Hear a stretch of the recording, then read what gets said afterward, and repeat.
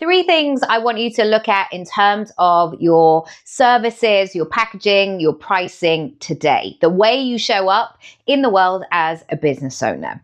I want you to look at your services. And if you haven't done for a while, this is a really great exercise. I want you to go onto your website and imagine that you are a potential client and customer of you.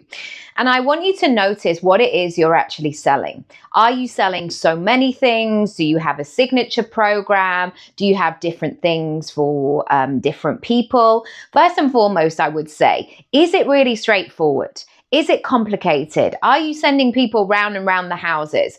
We've all been in those places and spaces, you know, when it's like, just keep following the crowd and then there's an arrow and then you think, haven't I been this way before already?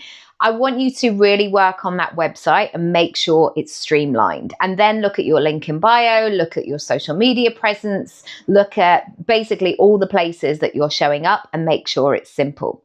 The second thing I want you to do is ask yourself, is what you are selling right now the best example of your work, of your background, of your storytelling, of your skills, your talents? Because if that is not the best example of who you are selling yourself short, and you're also selling and denying your customers as well. We have to lead with that intention of giving the best in class version of ourselves. So if there is anything old or outdated or no longer feels aligned, get rid of it. The third thing I want you to check is that what you are offering right now, whether it's in alignment with that best version of yourself, or is it a distraction? Do you know that you've got a signature program in you, but somehow you're just kind of doing these little workshops on the side because you're just a bit worried about going all in, or asking somebody to make a bigger investment in you? That is always an interesting thing. And number three, are your services being the most impactful they can be?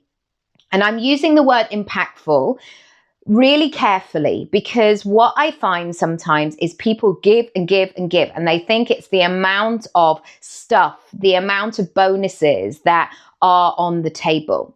I, and probably you and our clients and customers, they just want the result.